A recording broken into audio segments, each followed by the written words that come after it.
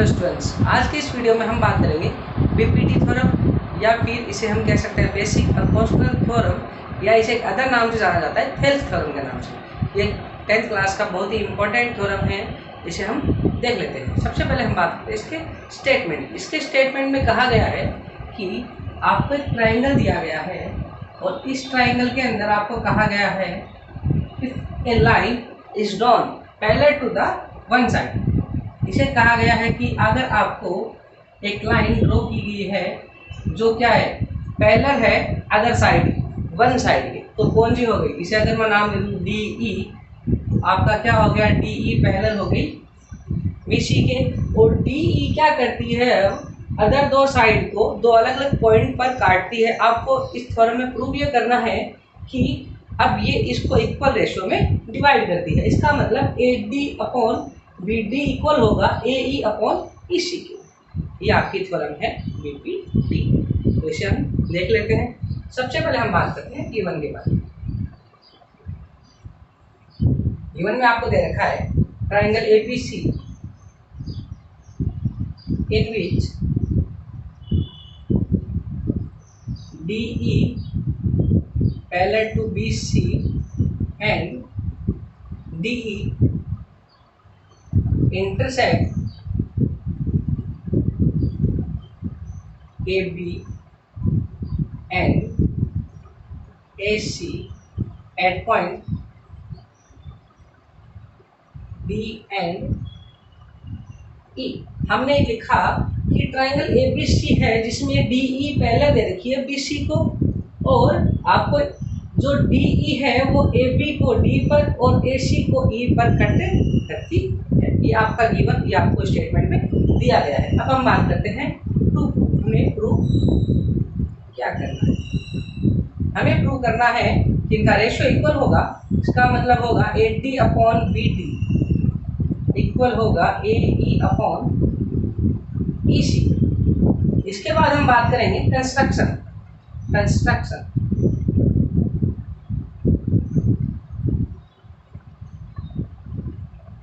Construction में हम देखेंगे, हम पहले ज्वाइन करेंगे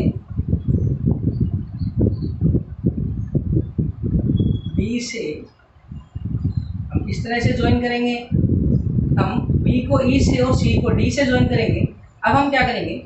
D से परपेंडिकुलर लाइन ड्रॉ करेंगे और E से भी परपेंडिकुलर लाइन ड्रॉ करेंगे, जिसे हम नाम देंगे EF G। अब हम देखते हैं कंस्ट्रक्शन में हम लिखेंगे join B to E and C to D and draw. क्या किया हमने? DG perpendicular to AC and ये वाला and EF perpendicular to A। ये हमारा क्या हो गया? ये हमारा कंस्ट्रक्शन हो गया। अब हम बात करते हैं इसके प्रूफ की।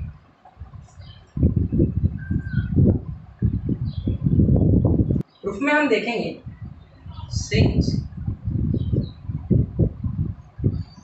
EF is the height of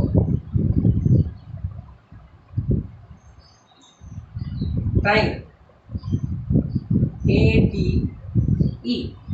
जो EF होगा परपेंडिकुलर लाइन है तो ये क्या होगी? इसकी हाइट होगी। तो हम बात कर लेंगे, हम इसका एरिया निकालेंगे। तो हम लिखेंगे AR ट्राइंगल ADE आपके पास क्या आएगा? 1/2 इंटू बेस इंटू हाइट। तो 1/2 बेस क्या होगा? बेस आपके पास होगा AD। क्यों? क्योंकि जिस पर परपेंडिकुलर लाइन जाएगी हम उसी को क्या मानेंगे? उसी को उसका बेस मानेंगे। तो बेस क्या होगा आपके पास? AD। और हाइट क्या होगी? हाइट होगी आपके पास EF। अब हम बात करेंगे इसी तरह से एरिया ऑफ ट्राइंगल। कौन से ट्राइंगल की? हम बात करेंगे अब BDE की। BDE इसमें क्या आएगा? 1/2 इंटू बेस। अब बेस इसमें क्या होगा? अब आप देखेंगे कि इस पूरी लाइन के लिए जो इस पूरी लाइन के लिए हम बात कर रहे हैं, इस पूरी लाइन के लिए जो परपेंडिकुलर लाइन होगी, जो हाइट होगी, वो क्या होगी, EF इसकी क्या होगी, हाइट होगी पूरी लाइन के लिए। इस AB पर बनने वाले सभी ट्राइंगल की हाइट क्या होगी, EF होगी। तो हम क्या लेंगे, हम बात करेंगे कि हाइट तो हो गई EF और इसका बेस क्या होगा, BD। तो हम बेस तो होगा इसका BD और हाइट क्या होगी, EF। इसे हम लिखेंगे, इसलिए therefore area of triangle ADE upon area of triangle BDE क्या आएगा, यह आएगा आपके पास 1/2 into AD into EF upon 1/2 into BD into EF। तो आप देखेंगे EF से EF कट गया, 1/2 से 1/2 कट गया, तो आपके पास क्या बचा, आपके पास बचा AD अपॉन BD। तो ये आ गई आपकी इक्वेशन फर्स्ट। अब हम इसमें हम निकाल लेते हैं, इसे हम लिखेंगे सिमिलरली कैसा, हम लेंगे सीधे, हम लिख लेंगे triangle, area of triangle A. अब हम लेंगे AED इस साइड वाले से। अब हम AC पर बनने वाले दोनों ट्राइंगल का रेशियो निकाल लेते हैं। हम बात करेंगे AED upon area of triangle कौन से की, DCE। तो इसके लिए क्या आएगा, 1/2 AED के लिए हाइट बेस क्या होगा, पहले बेस ले लेते हैं, बेस होगा AE इसका बेस होगा और इसकी हाइट क्या होगी, DG। अब हम बात करेंगे DCE के लिए। DCE के लिए जो बेस होगा वो बेस कौन होगा, CE। तो हम लिखेंगे 1/2 इंटू CE और हाइट क्या होगी, हाइट होगी आपके पास DG। तो ये इससे कट गया, 1/2 से 1/2 AE अपॉन CE, या इक्वेशन सेकंड। तो हम लिखेंगे but triangle BDE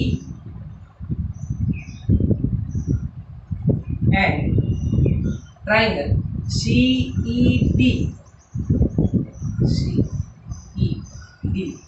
are on the same base। Same base कौन सा होगा, सेम बेस होगा DE and between parallel line, कौन सी पैरेलल लाइन होगी, DE पैरेलल है BC के, DE पैरेलल BC के आपको दी गई है। तो हम जानते हैं कि अगर कोई भी ट्राइंगल सेम बेस और बिटवीन पैरेलल लाइन होते हैं तो उनका एरिया क्या होता है, उनका एरिया होता है इक्वल। तो हम लिखेंगे एरिया इसका BDE का एरिया इक्वल होगा इसके CED के। ये इक्वेशन हो गई थर्ड। तो हम लिखेंगे from equation first, second and third. तो हमने फर्स्ट, सेकेंड और थर्ड तीनों इक्वेशन से हम क्या लिख सकते हैं, हम लिख सकते हैं यहाँ पर एरिया ऑफ कौन सा, ADE upon time area of triangle BDE equal to area of triangle ADE upon area of triangle DCE। अब आप इसमें देखेंगे कि हमने BDE और CDE, तो आप देखें BDE और ये आ गया CDE लिखते हैं, DCE लिखते हैं, दोनों में एक ही बात है।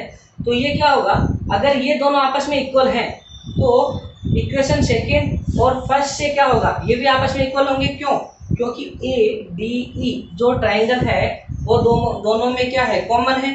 तो क्या होगा, अगर ये दोनों कॉमन है ऊपर वाले न्यूमरेटर तो डिनोमिनेटर सेम है तो इक्वल हो जाएंगे दोनों। अगर ये दोनों भी इक्वल हैं तो हम इसे क्या लिख सकते हैं, हम लिखेंगे कि क्या होगा, A T upon B T equal हो जाएगा आपका ए ई अपॉन सी ई के। और यही आपको प्रूव करना। आशा करता हूँ कि आपको अच्छे से समझ में आ गई होगी। आप इसको करके देखेंगे और अगर आपको कोई प्रॉब्लम आती है तो आप मुझे ज़रूर बताएंगे। और अगर आपको ये वीडियो अच्छा लगा हो तो इसे लाइक और शेयर ज़रूर करें। Thank you.